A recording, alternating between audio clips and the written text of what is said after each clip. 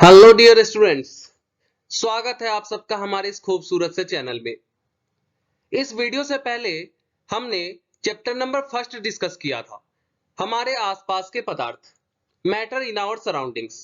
आज हम chapter number second, जिसका नाम है क्या हमारे आसपास के पदार्थ शुद्ध हैं, is matter around us pure, इस चैप्टर को पढ़ने और समझने वाले हैं। बिल्कुल आसान भाषा में समझते चलेंगे। अगर आपने फर्स्ट चैप्टर को अभी तक नहीं देखा है तो उसका लिंक डिस्क्रिप्शन बॉक्स में आपको बिल्कुल मिल जाएगा। आप उस लिंक को क्लिक करके उस वीडियो को आसानी से देख सकते हैं। अगर आपको ये वीडियो थोड़ा सा भी मदद करे, ये वीडियो थोड़ा सा भी अच्छा लगे, तो आप इस वीडियो को एक लाइक कीजिए और इसे अपने दोस्तों में शेयर कीजिए। चलिए बिना समय गवाए हुए हम अपने चैप्टर को शुरू करते हैं। हमारा चैप्टर है क्या हमारे आसपास के पदार्थ शुद्ध हैं, is matter around us pure. First chapter था मैटर इन आवर सराउंडिंग्स, उसको हमने पढ़ लिया। इस चैप्टर में क्या हमको जानना है कि क्या हमारे आसपास जितने भी पदार्थ मौजूद हैं वो क्या शुद्ध हैं, प्योर हैं, इस चीज के बारे में पढ़ेंगे। तो अगर यहाँ पर प्योर लिखा हुआ है, शुद्ध लिखा हुआ है, तो शुद्ध और अशुद्ध में क्या फर्क होता है? इस चैप्टर के हिसाब से, केमिस्ट्री के हिसाब से, जब कोई पदार्थ एक ही प्रकार के कण से मिलकर बने होंगे, एक ही प्रकार के कण से जब मिलकर के बनते हैं तो उसे हम क्या कह देंगे? उसे हम शुद्ध कह देंगे।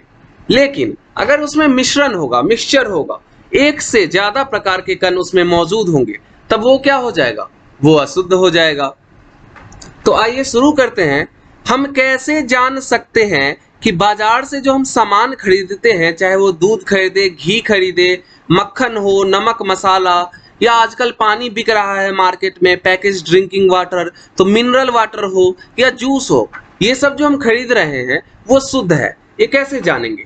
तो जब हम मसाला लेंगे, नमक लेंगे, या दूध, घी, मक्खन या जूस लेते हैं तो उसके टेस्ट से भी पता चल जाता है कि वो शुद्ध है या अशुद्ध है। जब आप जूस पीते हैं तो उसके टेस्ट में अगर मिलावट होगा तो जूस पानी जैसा लगेगा, लेकिन अगर पानी नहीं मिला होगा तो जूस का स्वाद कैसा होगा? अच्छा होगा। तो हमारे लिए अगर कोई चीज प्योर है तो वो क्या है? कि उसमें मिलावट ना हो। तो वहीं आगे लिख दिया है आपके बुक में कि क्या आपने कभी इन खाने वाले पदार्थों के डिब्बों के ऊपर लिखे शुद्ध शब्द पर ध्यान दिया है?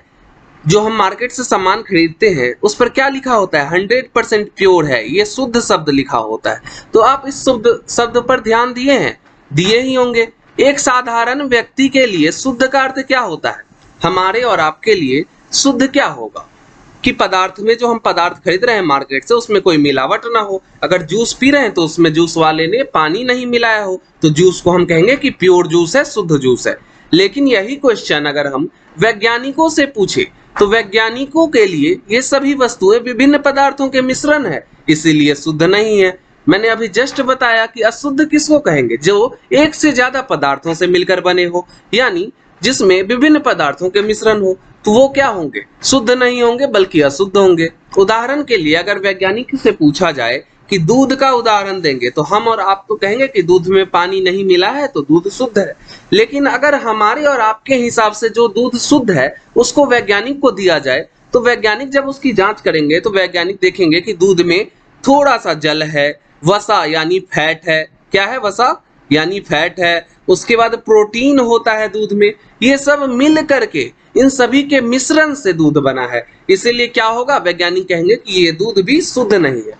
तो वैज्ञानिक से हम और आप जब पूछेंगे कि आपके हिसाब से फिर शुद्ध क्या है, तो वैज्ञानिक कहते हैं कि यहाँ पर देखिए, इसका तात्पर्य है उनके हिसाब से कि पदार्थ में मौजूद सभी कण जब समान रासायनिक प्रकृति के होंगे तब वो क्या कहलाएगा? शुद्ध कहलाएगा। यानी एक शुद्ध पदार्थ एक ही प्रकार के कणों से मिलकर बना होता है, उसमें विभिन्न प्रकार के कण नहीं मिलकर बने होंगे, वरना वो अशुद्ध कहलाएगा। जैसा कि हमने देखा कि दूध में क्या था? प्रोटीन था, वसा था, पानी था। तो ये विभिन्न प्रकार के कणों से मिलकर बना हुआ है, इसलिए वैज्ञानिकों ने उसे क्या कह दिया?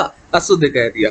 आगे कह रहा है, जब हम अपने चारों ओर देखते हैं तो पाते हैं कि सभी पदार्थ दो या दो से अधिक शुद्ध अवयवों के मिलने से बने हैं, या तो दो से ज्यादा अधिक शुद्ध अवयवों के मिलने से बने हैं। जैसे उदाहरण के लिए देखें तो समुद्र का जल यहाँ पर उदाहरण के लिए लिया गया है, खनिज लिया गया है, मिट्टी लिया गया है। ये सब क्या है? मिश्रण है। समुद्र के जल में क्या होता है? पानी होता है। पानी के अलावा क्या होता है? नमक भी तो पाया जाता है, इसीलिए तो समुद्र का जल खारा होता है। तो नमक और पानी का क्या है? मिश्रण है, मिक्सचर है। और खनिज में देखिए, खनिज में भी क्या होता है?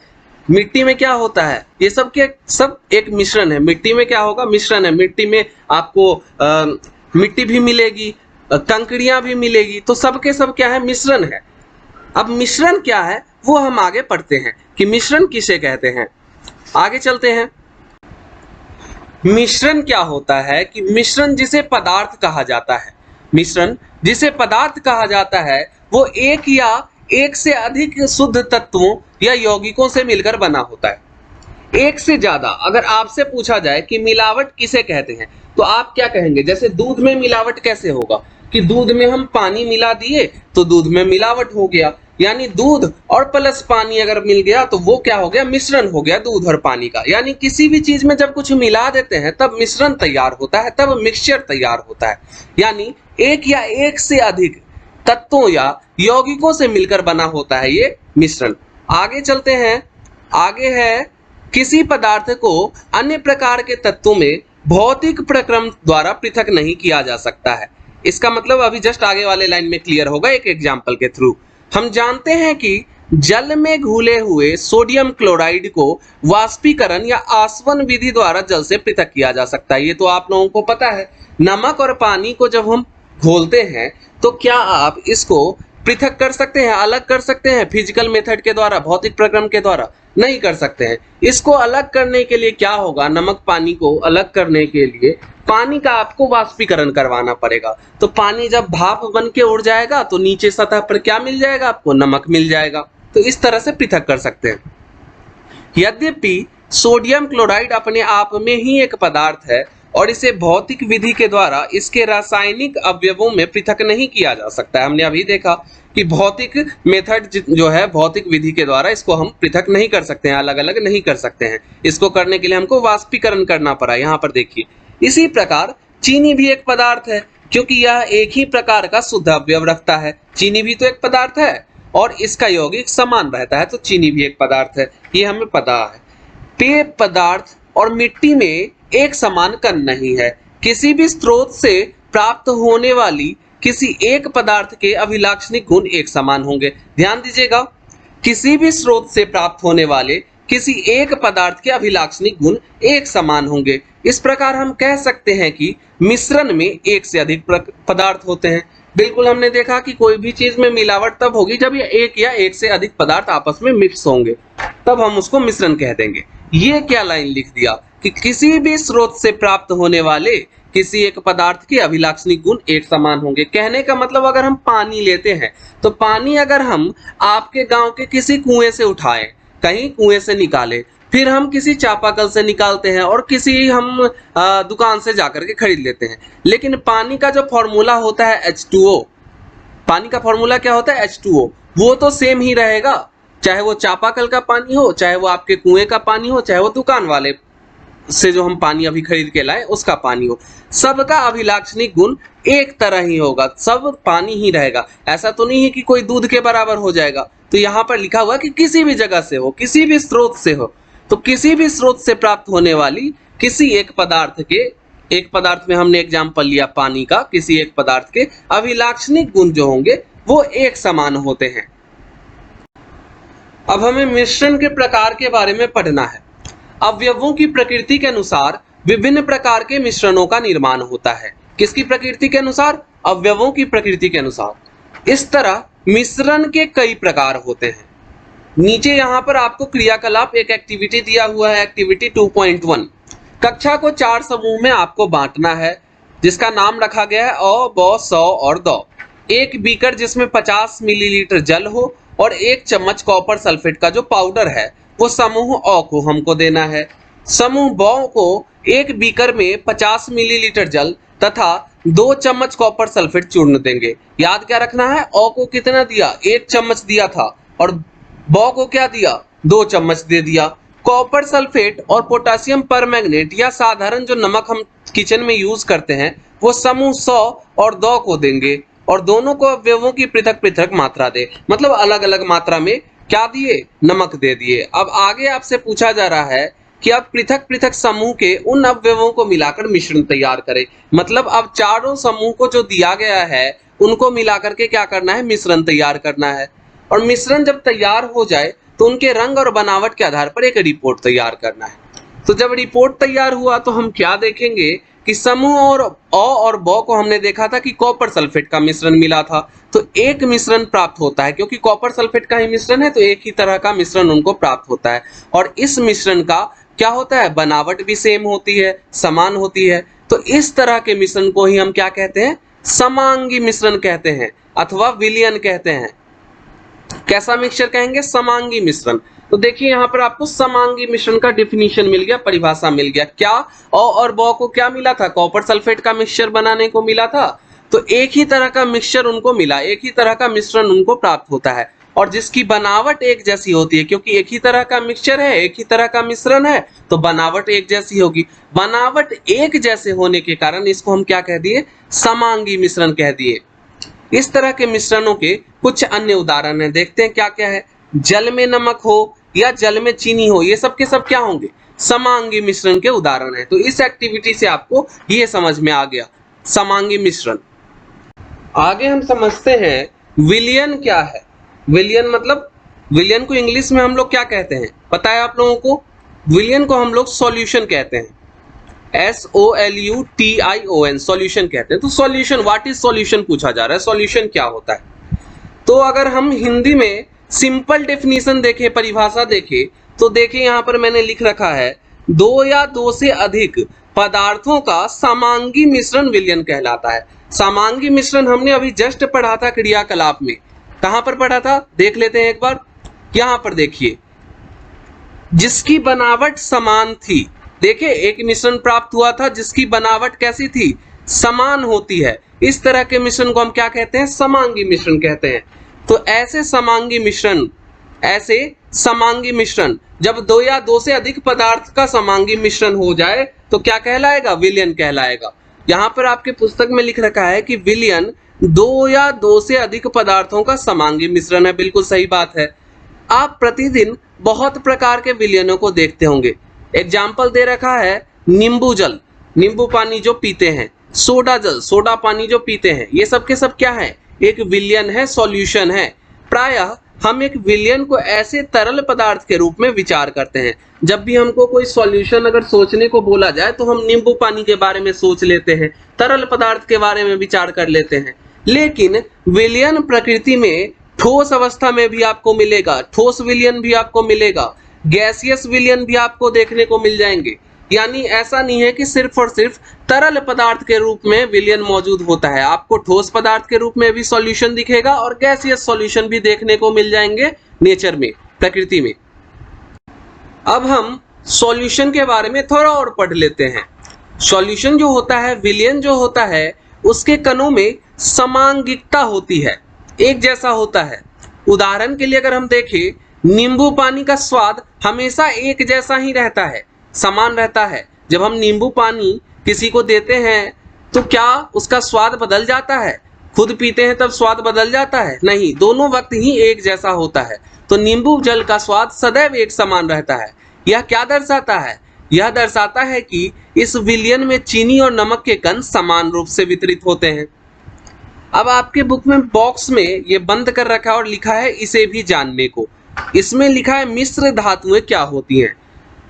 ये धातुओं के समांगी मिश्रण होते हैं जिन्हें भौतिक क्रिया द्वारा अवयवों में पृथक नहीं किया जा सकता। मतलब हम इसको सेपरेट नहीं कर सकते फिजिकल मेथड के द्वारा, अपने हाथों से इसको अलग अलग नहीं कर सकते हैं ऐसे मिक्सचर को। लेकिन फिर भी मिश्र धातुओं को मिश्रण माना जाता है क्योंकि ये अपने घटकों के गुण को दर्शाते हैं। किस वजह से माना जाता है, क्योंकि इनके जो घटक हैं उनके गुणों को ये दर्शाते हैं और अलग अलग संगठन रखते हैं। उदाहरण के लिए पीतल का जो बर्तन होता है उसमें जिंक लगभग 30% होता है और कॉपर से लगभग 70% होता है उसमें। जिंक कितना 30% और कॉपर 70%, इन दोनों का मिश्रण से बना हुआ है। ऑब्जेक्टिव जब भी आएगा तो यहाँ पर डायरेक्ट पूछ सकता है कि पीतल जो है वो कितना कितना का बना हुआ है, तो आप बोलिएगा कि जिंक 30% और कॉपर 70% मिलकर के पीतल के बर्तन को बनाता है। तो पीतल किसका एग्जाम्पल हो जाएगा? मिश्र धातु का। दो धातु मिल गए हैं आपस में, वैसे धातु को हम क्या कह रहे हैं? मिश्र धातु कह रहे हैं। किसी विलयन को दो भागों विलायक और विलय में बांटा जाता है। अब काफी इंपॉर्टेंट हो जाता है, एकदम ध्यान से देखिएगा और ध्यान से समझिएगा कि विलायक क्या होता है और विलय क्या होता है। विलयन का वह घटक, ध्यान से, एकदम ध्यान से स्टार लगा दे रहे हैं, बिल्कुल समझना जरूरी है इसको। विलयन का वह घटक जिसकी मात्रा दूसरे से अधिक होती है। मैं एक बार फिर से कह रहा हूं, ध्यान से समझिएगा, वेरी वेरी इंपॉर्टेंट है यह। विलयन का वह घटक जिसकी मात्रा दूसरे से अधिक होती है, जो दूसरे घटक को विलयन में मिलाता है, उसे ही विलायक कहते हैं। मतलब उसकी मात्रा दूसरे से यानी विलय से ज्यादा होगी और वो दूसरे घटक को विलयन में मिलाएगा, वैसे को हम क्या कहेंगे? विलायक कहेंगे। डेफिनेशन आपका ये कह रहा है। जब हम एग्जाम्पल देखेंगे तो बिल्कुल क्रिस्टल क्लियर हो जाएगा कंसेप्ट, डरने की कोई बात नहीं है। विलयन का वह घटक, अब आगे है विलयन यानी सॉल्यूशन का वह कंपोनेंट, वह घटक जो प्रायः कम मात्रा में होता है, जो कि विलायक में घुला होता है, उसे क्या कहते हैं? विलेय कहते हैं। इंग्लिश में इसी को सॉल्यूट और सॉल्वेंट कहते हैं। सॉल्वेंट कौन होगा? जो मिलाएगा खुद में दूसरे को, और सॉल्यूट कौन होगा? जो मिल जाएगा दूसरे में। अगर हम इसी को एग्जाम्पल के थ्रू देखें तो एग्जाम्पल में, उदाहरण में जो आपके बुक में दिया गया है, उसी उदाहरण के थ्रू समझते हैं। 4 उदाहरण यहाँ पर दिख रहा है, चारों को समझेंगे। चीनी और जल का विलयन एक तरल घोल में ठोस का उदाहरण है कि पानी में हम चीनी क्या है? चीनी के दाने ठोस हैं, ठोस को मिलाए हैं, उसका उदाहरण है। इसमें चीनी और जल में विलेय और विलायक आपको बताना है। तो जब भी हम पानी में चीनी को घोलते हैं तो क्या आप बताइएगा जरा, चीनी का मात्रा कितना डालते हैं? पानी में 2 चम्मच या 4 चम्मच चीनी डालते हैं। 1 गिलास अगर पानी होता है तो उसमें 4 चम्मच चीनी हम लोग डालते हैं। तो चीनी क्या हो जाएगा इसमें? चीनी विलेय होगा, क्योंकि हमने अभी डिफिनीशन में पढ़ा है कि विलेय कौन होता है? विलेय हम वह होता है जिसका मात्रा क्या होता है? कम होता है। यहाँ पर देखिए, विलयन का वह घटक जो कम मात्रा में होगा, जो विलायक में घुलता है, उसे हम क्या कहते हैं? विलेय कहते हैं। तो यहाँ पर विलेय कौन होगा? किसका मात्रा कम है यहाँ पर? तो 2-4 चम्मच हम चीनी मिलाते हैं, जब भी मिलाते हैं पानी में, तो 1 गिलास पानी में, तो सबसे कम मात्रा है चीनी का, तो चीनी यहाँ पर सॉल्यूट हो जाएगा, विलेय हो जाएगा। और घुलाने वाला कौन है? कौन मात्रा में अधिक है? तो जल 1 गिलास होता है, तो जल क्या हो जाएगा? विलायक है। इतना आसान है। आयोडीन और अल्कोहल का यहाँ पर एग्जाम्पल दिया गया है। तो ये भी एक सॉल्यूशन है जिसे टिंचर आयोडीन के नाम से जाना जाता है। वेरी वेरी इंपॉर्टेंट, ये ऑब्जेक्टिव में डायरेक्ट कई बार पूछा गया है। किस नाम से जाना जाता है? टिंचर आयोडीन के नाम से जाना जाता है। तो इसमें आयोडीन और अल्कोहल में से कौन विलेय है और कौन विलायक है, ये देखना है। तो किसका मात्रा कम है यहाँ पर? आयोडीन का या अल्कोहल का? तो आयोडीन का मात्रा बिल्कुल कम है, तो वो एक क्या है? विलेय होगा। और यहीं पर अल्कोहल काफी मात्रा में मौजूद है, तो ये क्या होगा? विलायक होगा। विलायक वह होगा जो मिलाने वाला है, खुद के अंदर दूसरों को घुला देगा, और जो घुल जाएगा वो क्या है? विलेय है। अब तीसरा एग्जाम्पल है वाता युक्त पेयजल, जैसे सोडा पानी हम लोग पीते हैं, कोल्ड ड्रिंक वगैरह पीते हैं। तो ये क्या है? विलयन में गैस के रूप में है। तरल विलयन में, लिक्विड में क्या मिलता है? गैस मिल जाता है, तब कोल्ड ड्रिंक बनता है। तो इनमें कार्बन डाइऑक्साइड गैस मिला होता है। तो जो कार्बन डाइऑक्साइड गैस है वो क्या होगा? कम मात्रा में मिला होता है। तो जिसकी मात्रा कम उसको क्या कह रहे हैं हम? विलेय। और जिसकी मात्रा ज्यादा उसको हम क्या कह रहे हैं? विलायक। तो यहाँ पर कोल्ड ड्रिंक में जल बहुत ज्यादा होता है, तो वो ज्यादा मात्रा में मौजूद है, तो उसको हम क्या कहेंगे? विलायक कहेंगे। और कार्बन डाइऑक्साइड जो गैस था वो कम था, इसलिए क्या कह देंगे? उसको विलेय कहेंगे। अब चौथा एग्जाम्पल हमारा दिया हुआ है, वायु गैस में गैस का विलयन है।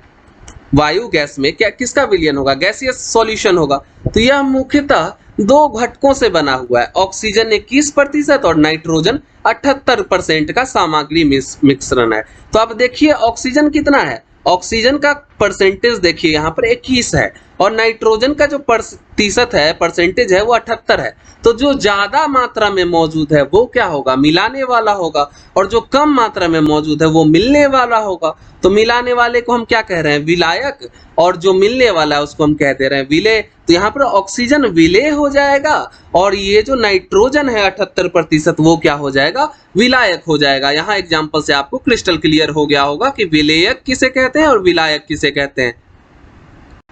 अब हम विलयन के गुण यानी प्रॉपर्टी ऑफ सॉल्यूशन के बारे में पढ़ने वाले हैं। विलयन कैसा मिक्सचर होता है, एक समांगी मिश्रण है। ध्यान दीजिएगा, विलयन एक समांगी मिश्रण है। हमने अभी जस्ट पढ़ा है कि विलयन के कणों में समांगिकता होती है, तो समांगिकता होने के कारण इसे एक समांगी मिश्रण कहते हैं। विलयन के कण व्यास में 1 नैनोमीटर को हम लोग 10 के पावर -9 मीटर के बराबर में लिख सकते हैं। 1 नैनोमीटर जो होता है वो 10 के पावर -9 मीटर के बराबर में होता है, ये याद रखिएगा। इससे भी छोटे होते हैं, तो सोचिए कितने छोटे हैं। अब इतने छोटे होते हैं इसीलिए वे आंख से नहीं देखे जा सकते हैं। इतने छोटे हैं इसीलिए वे आंख से दिख पाएंगे, बिल्कुल नहीं दिख पाएंगे। आगे है, अपने छोटे आकार के कारण, इतना छोटा आकार है, कितना छोटा आकार है, हमने देखा 1 नैनोमीटर से भी छोटा है।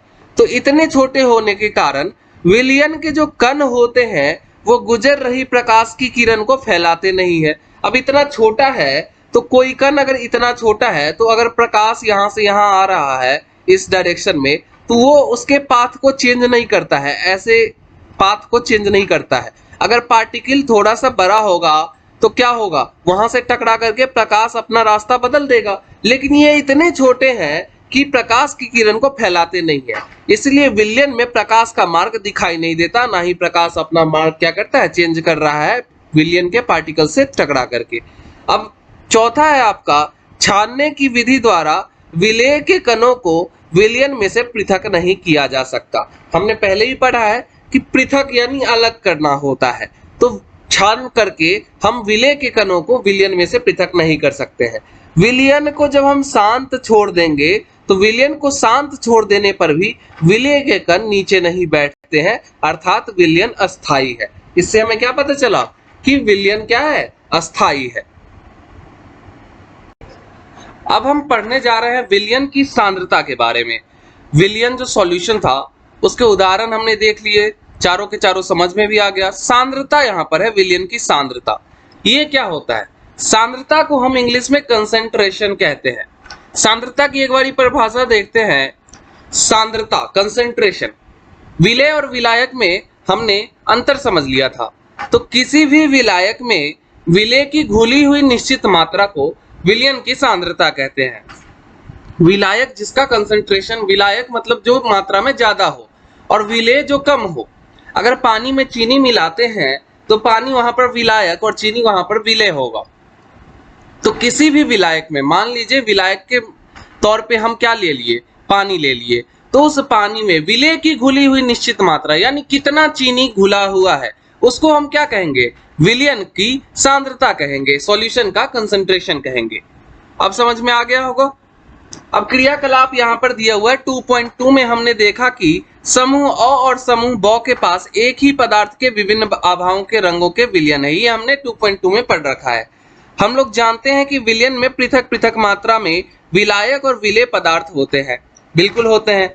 विलयन में मौजूद विलेय पदार्थ की मात्रा के आधार पर इसे तनु, सांद्र या संतृप्त घोल कहा जा सकता है। अब देखिए यहाँ पर ये लाइन काफी इंपॉर्टेंट है कि विलयन में जो मौजूद है विलेय पदार्थ उनकी मात्रा कितनी है, उसके आधार पर आप इसको तनु कह सकते हैं, सांद्र कह सकते हैं या सैचुरेटेड यानी संतृप्त घोल कह सकते हैं। तनु और सांद्र जो है वो तुलनात्मक शब्द है, कंपैरेटिव वर्ड्स हैं आपस में। कौन कौन, तनु और सांद्र, ये दोनों कैसे हैं, तुलनात्मक शब्द है। क्रियाकलाप 2.2 में कहा जा रहा है 2.2 में समूह अ द्वारा प्राप्त विलयन समूह ब की तुलना में क्या है, तनु है। ये हमने पीछे पढ़ रखा है। अब यहाँ पर आपको क्रियाकलाप 2.3 दिया है। इसमें आपको क्या करने के लिए कह रहा है, दो पृथक पृथक बीकरों में 50 मिलीलीटर जल ले। अलग अलग एक बर्तन लेने के लिए कहा जा रहा है आपको और 50 मिलीलीटर नाप करके उसमें जल ले। एक बीकर में नमक और दूसरे में चीनी या बेरियम क्लोराइड मिलाकर अच्छी तरह मिला लें। मिक्सचर बनाना है, मिश्रण तैयार करना है आपको। और जब विलेय पदार्थ और अधिक ना घुले तब 5 डिग्री सेल्सियस ताप बढ़ाने के लिए बीकर को गर्म करें। जितना घुल सकता है चीनी या बेरियम क्लोराइड उसमें, यानी 50 मिलीलीटर जल जो लिए थे उसमें, उतना तक हम उसमें डाल देंगे। और उसके बाद जब और अधिक नहीं घुल सकता है तब 5 डिग्री सेल्सियस तापमान बढ़ाने के लिए कहा जा रहा है। विलेय पदार्थ को पुनः फिर मिलाना शुरू करें। अब आपसे पूछा जा रहा है, क्या किसी दिए गए ताप पर चीनी, नमक अथवा बेरियम क्लोराइड की जल में घोली गई मात्राएं बराबर है? किसी निश्चित तापमान पर उतना ही विलेय पदार्थ घुल सकता है जितना कि विलयन की क्षमता होती है। इस लाइन से क्या समझ में आता है आपको? कहा जा रहा है कि किसी निश्चित तापमान पर, जो कोई टेम्परेचर आपने दिया 5 डिग्री सेल्सियस, 10 डिग्री सेल्सियस, जितना भी टेम्परेचर आपने नीचे से गर्म करने के लिए दिया, उस पर उतना ही विलेय पदार्थ घुल सकता है जितना विलयन की क्षमता होती है। इसको एक एग्जांपल से समझे तो आप दिन भर में उतना ही खाना खा सकते हैं जितना आप खा सकते हो, उससे अधिक आप नहीं खा सकते।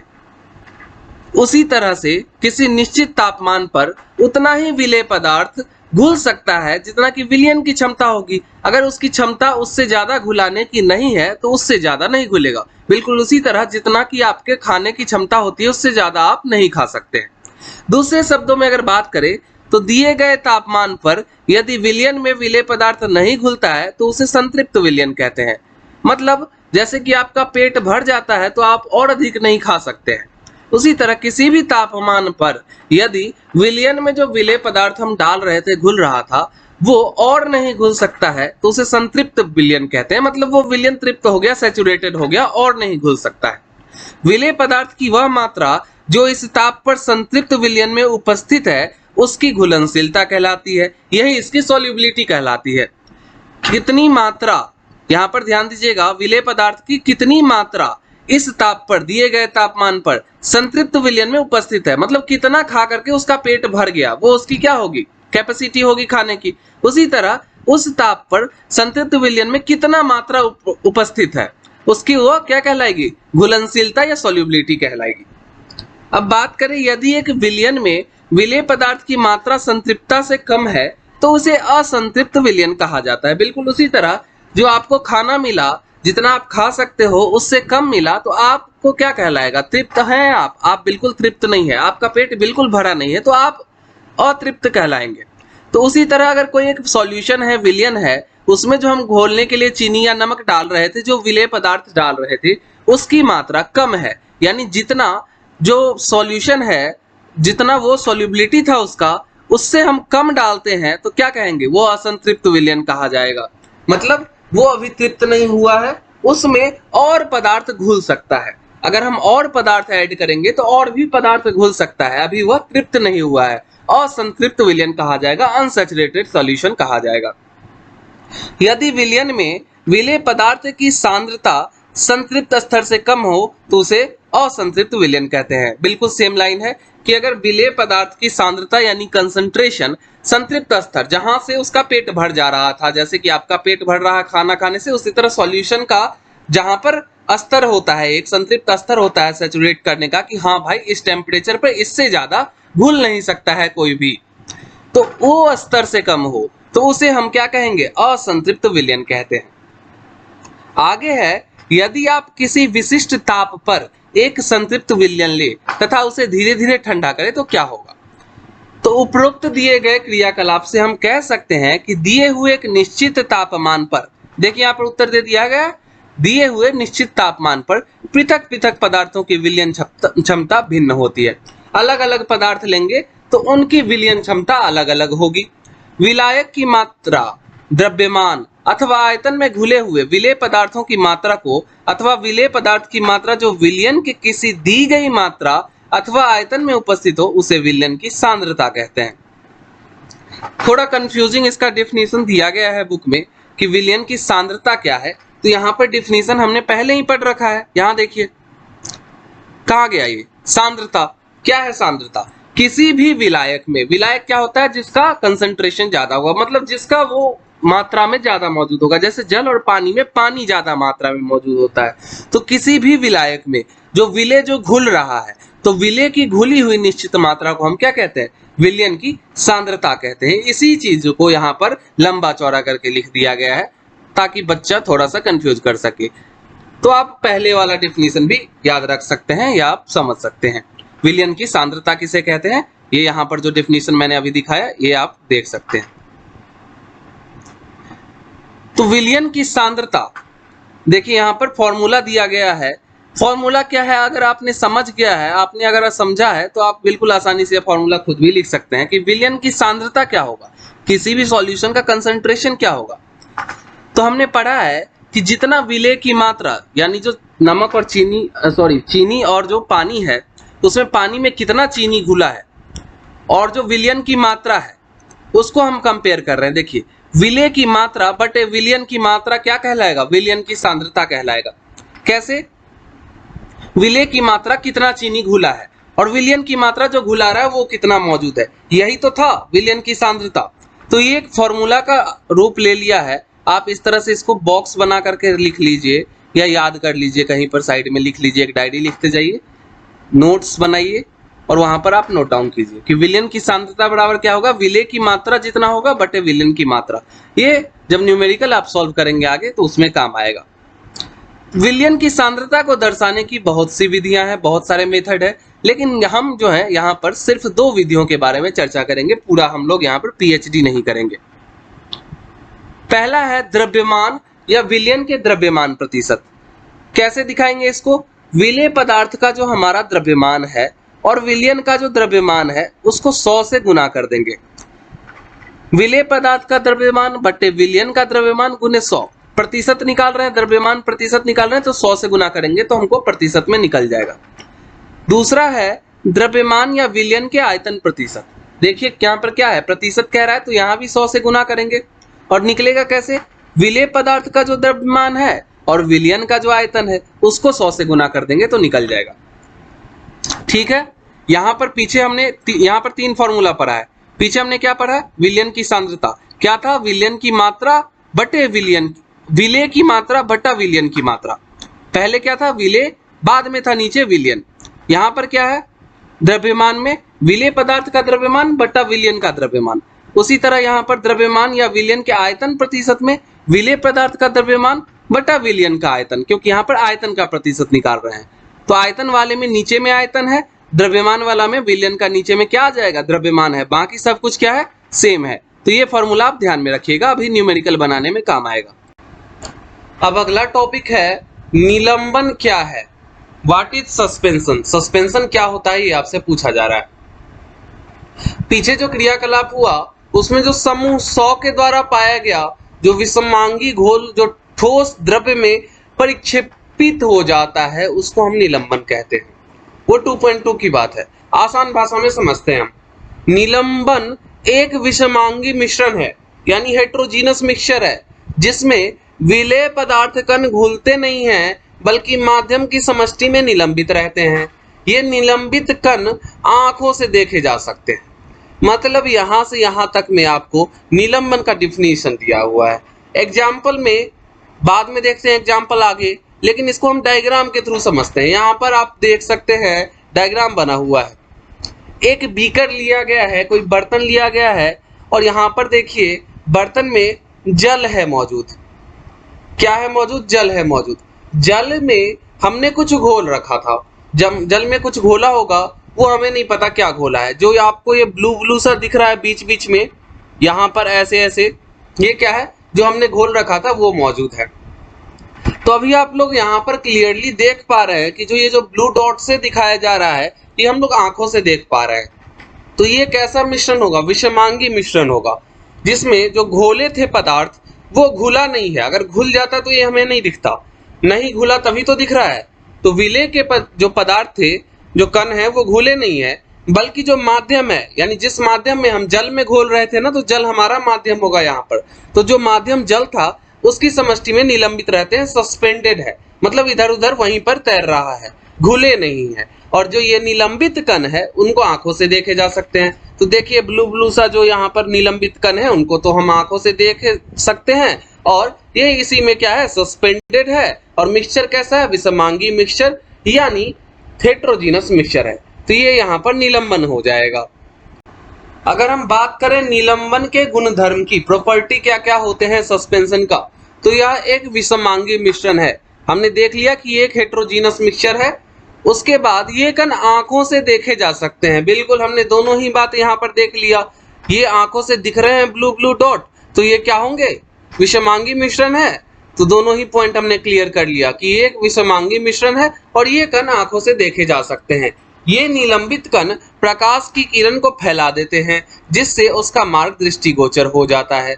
मतलब जब हम एक प्रकाश की रोशनी इस गिलास या बर्तन के थ्रू हम टॉर्च जलाएंगे, तब क्या होगा कि उसका मार्ग, जो प्रकाश का मार्ग है, वो हमको बिल्कुल आसानी से दिखेगा, दृष्टिगोचर होगा। दृष्टिगोचर का मतलब हमें दिख रहा है प्रकाश का मार्ग। जब इसे शांत छोड़ देते हैं, अच्छा प्रकाश का मार्ग क्यों दिख रहा है, यहाँ पर आपके मन में सवाल आएगा कि प्रकाश का मार्ग क्यों दिख रहा है।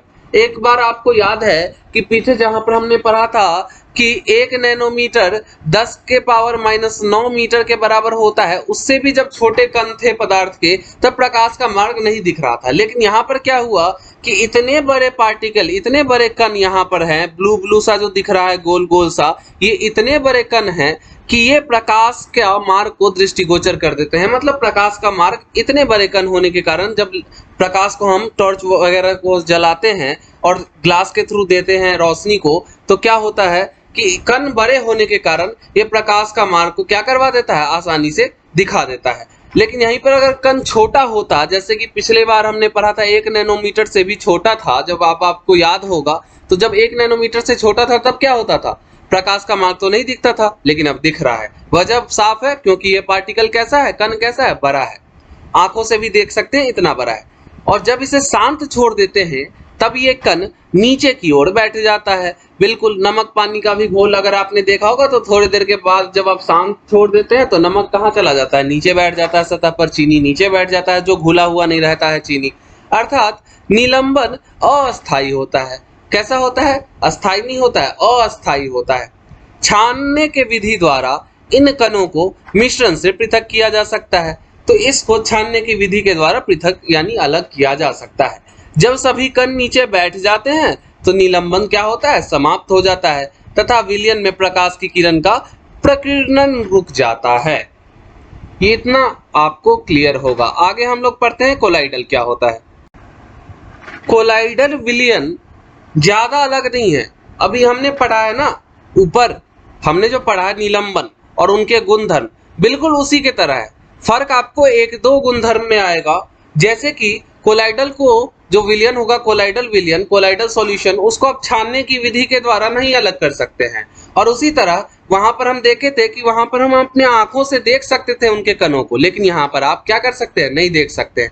ये कुछ अंतर है, उसके अलावा बिल्कुल सेम है। एक बार देख लेते हैं क्या है।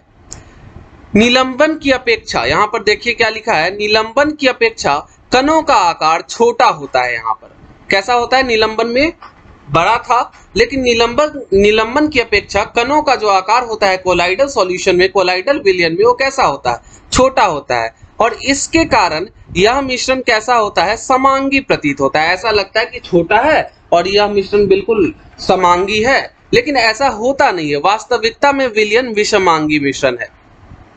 अब यहाँ पर ध्यान दीजिए, है तो विषमांगी, लेकिन प्रतीत कैसा होता है, समांगी जैसा। क्यों, क्योंकि इसके कण इतने छोटे हैं कि लगता है कि घुल गया। अभी ये क्या है, घुल चुका है, लेकिन ऐसा होता नहीं है बिल्कुल। वास्तविकता में ये कैसा होता है, विषमांगी मिश्रण है, घुला हुआ नहीं रहता है। जैसे क्या है ये, इसका एक एग्जाम्पल है, जैसे में दूध। अब आगे चलते हैं। यहाँ पर कोलाइडल कणों के छोटे आकार के कारण हम इसे आंख से देख नहीं पाते हैं। हमने अभी देखा कि दो अंतर मैंने बताया कि कोलाइडल में और निलंबन में, कि इसको हम आंख से नहीं देख पाएंगे। किसको, कोलाइडल को। निलंबन में क्या था, यहाँ पर देख लीजिए, आंखों से देखे जा सकते हैं। कोलाइडल में क्या है, आंख से नहीं देख पाते हैं। लेकिन ये कण प्रकाश की किरण को आसानी से फैला देते हैं। प्रकाश की किरण को आसानी से फैलाएंगे, जैसा कि हमने क्रियाकलाप 2.2 में देखा है। प्रकाश की किरण का फैलाना टिंडल प्रभाव कहा जाता है। प्रकाश की किरण को जो फैलाना कौन से इफेक्ट के नाम से जाना जाता है? टिंडल इफेक्ट के नाम से जाना जाता है। टिंडल क्या था? एक वैज्ञानिक का नाम था जिसने इस प्रक्रिया की खोज की थी। एक कमरे में, यहाँ पर एक एक्सपेरिमेंट दिया हुआ है जो टिंडल ने किया था। एक कमरे में छोटे छिद्र के द्वारा छोटा सा होल करेंगे, उसके द्वारा जब प्रकाश की किरण आती है तब वहां पर हम टिंडल का प्रभाव को देख सकते हैं। देखिए, आपके कमरे में वेंटिलेशन वगैरह होगा या खिड़की होगी, जब वहां से प्रकाश का किरण आता है किसी एक छोटे से होल से, तो आप देखते होंगे कि रूम में जितने भी डस्ट पार्टिकल्स छोटे छोटे उड़ रहे होते हैं, हवा में मौजूद होते हैं, वो आपको उस प्रकाश में दिख जाएगा। यानी उस डस्ट पार्टिकल्स के वजह से, उस गंदगी जो होती है हवा में मौजूद, उसकी वजह से आपको क्या हो रहा है? जो प्रकाश है उसका पाथ दिख रहा है। तो इसको हम कहते हैं टिंडल इफेक्ट, टिंडल प्रभाव। आप देख सकते हैं करके अपने घर में, खिड़की जब धूप आ रही होगी जिस साइड से, तो वहां पर खिड़की या वेंटिलेशन से छोटा सा होल से अगर आ रहा होगा प्रकाश, तो आप इस फेनोमेना को वहां पर ऑब्जर्व कर सकते हैं। यह कमरे में मौजूद जो धूल होती है या जो कार्बन के कण होते हैं, उनके द्वारा प्रकाश के फैलने का कारण होता है। आप इस एक्सपेरिमेंट को बेशक घर में कर सकते हैं। जब एक घने जंगल के आच्छादन से सूर्य की किरणें गुजरती है, तब हम वहां टिंडल प्रभाव को देख सकते हैं। बहुत घना जंगल है और छोटे छोटे पत्ते हैं, उन पत्तों के बीच से जब सूर्य की किरणें वहां पर पड़ती है, निकलती है, तब हम वहां पर टिंडल इफेक्ट को देख सकते हैं। जंगल के कोहरे में छोटे छोटे जल के कण होते हैं जो कि कोलाइडल कणों के समान वहां पर क्या करते हैं? व्यवहार करते हैं। अब यहाँ पर एक चार्ट दिया हुआ है कोलाइडल्स और उनके कुछ एग्जाम्पल्स दिए हुए हैं, जैसे कि द्रव्य है, ठोस है, गैस है, ये अवस्था दिया हुआ है, और परिक्षेपण माध्यम है, फिर प्रकार दिया हुआ है और उदाहरण दिया हुआ है। यहाँ से अनगिनत बार क्वेश्चन पूछा गया है, ऑब्जेक्टिव भी बन चुका है। कैसे पूछता है कि कोहरा जो है वो बताइए किसका प्रकार है, तो आप बोलोगे कि एरोसोल का प्रकार है। फिर इसका पूछेगा परिक्षेपण माध्यम क्या है, आपको बताना पड़ेगा गैस है। परिक्षेपित प्रावस्था क्या है, तो आप बताइएगा कि द्रव्य है। इस तरह से आपसे कितनी बार, अनगिनत बार, ये एग्जामिनर का फेवरेट पॉइंट है, तो यहाँ से पूछता है। जैसे परिक्षिप्त जो प्रावस्था है और परिक्षेपण माध्यम जो है वो गैस है और परिक्षिप्त प्रावस्था द्रव्य है, तो इसके क्या प्रकार बनेंगे? एरोसोल बनेगा। उदाहरण में क्या है? कोहरा हो गया, बादल हो गया, कुहासा हो गया, ये सब। ठोस और गैस से क्या बनेगा प्रकार? एरोसोल वापिस से बन रहा है। जैसे धुआं हो जाएगा, स्वचालित वाहन हो जाएगा, उससे जो निकलने वाले एग्जॉस्ट होते हैं, निथार होते हैं, उसके बारे में बात की जा रही है। गैस और द्रव्य, इसका प्रकार क्या होगा? फोम हो जाएगा। फोम का प्रकार उदाहरण में शेविंग क्रीम, जिससे हम सेव करते हैं दाढ़ी मूछ को, वो हो जाएगी। द्रव्य में द्रव्य, देखिए द्रव और द्रव दोनों जब मिलेंगे तो क्या बनाएंगे? प्रकार में इमल्सन बनेगा। इमल्सन का एग्जाम्पल काफी इंपॉर्टेंट है, कई बार पूछा गया है। क्या बनाएगा? दूध बनाएगा, फेस क्रीम बनाएगा। ठोस और द्रव्य जब मिलेगा तो सॉल बनाएगा। इसके प्रकार को क्या कहेंगे? सॉल। जैसे मैग्नीशिया, मिल्क ऑफ मैग्नीशिया बनाएगा, कीचड़, मड। फिर गैस और ठोस का क्या बनेगा? फोम बनेगा। एग्जाम्पल याद रखिए, रबर हो गए, स्पंज, फ्यूमिस। फ्यूमिस भी काफी वीवीआई है, ये किसका एग्जाम्पल है? फोम का है। द्रव्य और ठोस क्या बनाएगा प्रकार? जेल बनाएगा। जेल का उदाहरण क्या होगा? जेली, पनीर और मक्खन, ये किसका उदाहरण है? जेल का। ठोस और ठोस मिलकर के क्या बनाएगा? ठोस सॉल्यूशन बनाएगा। जैसे कि रंगीन रत्न पत्थर, दूधिया कांच, ये सब इसके उदाहरण है। तो उदाहरण और प्रकार काफी इंपॉर्टेंट हो जाता है याद करने के लिए। ये कई बार एग्जामिनर ने सीधे सीधे उठा के पूछा है। अब आगे है कोलाइड के गुणधर्म। ये हमने आधा से ज्यादा पढ़ रखा है जब हम कोलाइड के बारे में पढ़ रखे थे। जैसे कि यह एक विषमांगी मिश्रण है। लगता है कि विषमांगी मिश्रण नहीं है, लेकिन क्या होता है? वास्तव में ये एक विषमांगी मिश्रण है, हमने पीछे ही पढ़ा है। कोलाइड के कणों का आकार बहुत छोटा होता है, इतना छोटा होता है कि ये पृथक रूप से आंखों से नहीं देखे जा सकते हैं। जबकि सस्पेंशन में क्या था, निलंबन में क्या था? आंखों से देखे जा सकते थे, लेकिन यहाँ पर आंखों से नहीं देखे जा सकते। ये इतने बड़े होते हैं कि प्रकाश की किरण को फैलाते हैं तथा उसके मार्ग को दृश्य बनाते हैं, और टिंडल इफेक्ट इसी को कहते हैं। टिंडल इफेक्ट में हमने पढ़ा कि प्रकाश के मार्ग को दृश्य बनाता है। हम अपने कमरे के वेंटिलेशन से जो प्रकाश की रोशनी आती है उसमें भी ये एक्सपेरिमेंट कर सकते हैं, ये इफेक्ट को हम देख सकते हैं। जब इनको शांत छोड़ा जाता है, किनको, कोलाइडल को, कोलाइड के गुणधर्म पढ़ रहे हैं तो कोलाइड को जब शांत छोड़ दिया जाता है किसी ग्लास या बर्तन में रख के, तब क्या होते हैं, ये जो कण है वो तल पर बैठ जाते हैं, अर्थात ये अस्थायी होते हैं। ये छानने के विधि द्वारा मिश्रण से पृथक नहीं किए जा सकते, ये भी मैंने आपको पहले बताया कि छान करके हम इसको अलग नहीं कर सकते, किंतु एक विशेष विधि अपकेंद्रीकरण तकनीक द्वारा हम इसको पृथक कर सकते हैं, अलग कर सकते हैं, जो कि हम अपकेंद्रीकरण तकनीक आगे पढ़ेंगे। कोलाइडल विलयन परिक्षिप्त प्रावस्था और परिक्षेपण माध्यम से बनता है। यहाँ पर देखिए एग्जाम्पल में हमने यहाँ पर देखा था, चार्ट में क्या था, परिक्षिप्त प्रावस्था, और यहाँ पर देखिए क्या है, परिक्षिप्त माध्यम। इन दोनों से मिलकर के बना है, तो यहाँ पर यही लिखा गया है कि दो चीजों से मिलकर बनता है, परिक्षिप्त प्रावस्था और परिक्षेपण माध्यम। विलेय पदार्थ की तरह का घटक या परिक्षिप्त कण जो कि कोलाइडल रूप में रहता है उसे परिक्षिप्त प्रावस्था कहते हैं, और वो घटक जिसमें परिक्षिप्त प्रावस्था निलंबित रहता है उसे परिक्षेपण माध्यम कहते हैं। एक बार वापस से उसी चार्ट पर चलते हैं, ये रहा हमारा चार्ट।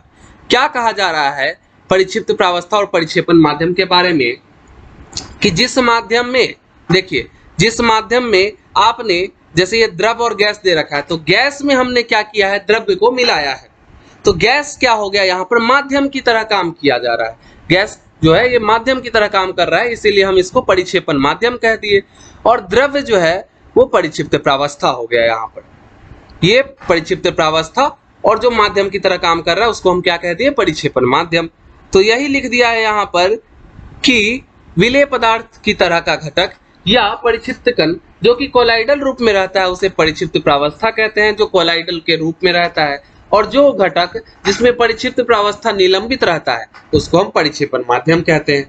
कोलाइडल का परिक्षेपण माध्यम या तो ठोस या तो द्रव या गैस तीनों हो सकता है, और परिक्षिप्त प्रावस्था के अनुसार वर्गीकृत किया जाता है। ये वर्गीकरण हमने पिछले चार्ट में देख रखा है, सारणी 2.1 में कुछ उदाहरण दिए गए हैं जो हमने देख रखा है। यहाँ पर सारणी 2.1 हमने ऑलरेडी इसको डिस्कस कर लिया है, और ये काफी इंपॉर्टेंट है, ये सारणी को आप याद रखें वरना बाद में पछताना पड़ेगा, काफी इंपॉर्टेंट है ये सारणी। अब हम आगे के जितने टॉपिक बचे हैं वो नेक्स्ट पार्ट में, जो पार्ट 2 जल्द ही अपलोड होगा उसमें पढ़ेंगे, क्योंकि वीडियो काफी बड़ा हो रहा है, लंबा हो रहा है, तो बोर हो जाते हैं बच्चे, इसीलिए पार्ट 1 में अभी तक इतना ही रखते हैं। पार्ट 2 में आगे के टॉपिक को डिस्कस करेंगे, वो वीडियो जल्द ही आपको अपलोड कर दिया जाएगा यूट्यूब पर। अभी तक जितना भी मैंने पढ़ाया या समझाया है उसमें कोई सवाल हो या कोई दिक्कत हो तो आप उसे कमेंट कीजिए। तब तक के लिए जय हिंद, जय भारत।